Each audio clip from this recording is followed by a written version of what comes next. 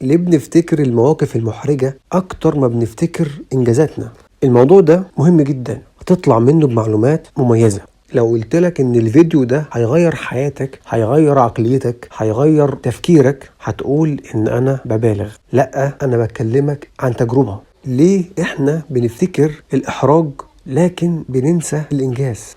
انت انجزت، نجحت، تجاوزت مراحل صعبة جدا في حياتك، لكن فجأة بتفتكر موقف محرج من 5 سنين وكأن الموقف ده حصل معاك أول أمس. هنا بقى السؤال الصادم، هو ليه الإحراج بيجري وراك كده؟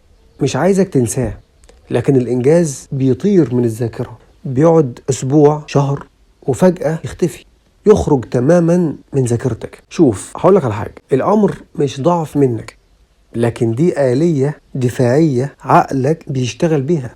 اللي انت مش تعرفه ان عقلك كده بيحميك. اول حاجة، دي حاجة اسمها انحياز البقاء. عقلك متبرمج عشان يقدر انه يتجنب الخطر، والمواقف المحرجة دي بتسبب تهديد اجتماعي، فبيبدأ عقلك يتعامل بالرفض. الرفض قبل كده كانوا بيسموه العزلة، والعزلة كانت تعني الخطر. يبقى أول حاجة هي انحياز البقاء. عقلك عايز يبقى على الحياة، فبيحاول انه يتعامل مع تهديد الاجتماعي ده على انه خطر، وعلى انه اكبر من انه موقف محرج. عشان كده عمرك ما بتنساه. تاني حاجة، ودي مهمة جدا، اوعى انها تفوتك، شدة العاطفة.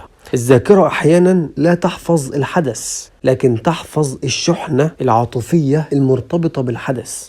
انت لما يكون عندك موقف محرج بتمر بيه، شوف انت بتفضل تفكر في الموقف ده مدة قد ايه، بتفضل زعلان مدة قد ايه، بتفضل متأثر مدة قد ايه. فدي كلها شحنات جسمك وعقلك بيخزنها. عشان كده عمرك ما بتنسى الموقف المحرج، لانك بتمر عليه بصعوبة جدا.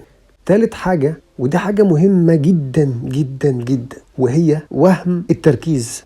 وهم التركيز عليك. انت مفكر ان الناس كلها مركزة معاك انت على الموقف المحرج بتاعك انت، وانهم لسه فاكرين الموقف بتاعك. كل ما تقابل الاشخاص اللي انت كنت معاهم في نفس الموقف ده، تفتكر انهم لسه فاكرين وانهم لسه متأثرين. لكن الحقيقة ان الناس دي كلها مشغولة بالإحراج الخاص بيها هي. كل واحد فينا عنده مواقف محرجة مع أشكال مختلفة في أماكن مختلفة، فكل واحد مشغول بالإحراج بتاعه هو، زي ما انت بالظبط مشغول بالإحراج بتاعك انت. لو سألتك سؤال وقلت لك ايه آخر مرة افتكرت فيها موقف محرج لشخص ما، غالبا هتقول لي مش فاكر. اهو انت بالظبط عند الآخرين نفس القصة، هم أصلا نسيوا موقفك، نسيوا إحراجك، لكن انت اللي لسه عندك وهم التركيز. وهم التركيز ان الناس لسه فاكرة موقفك، فعقلك بيحاول انه يضخم عليك التجربة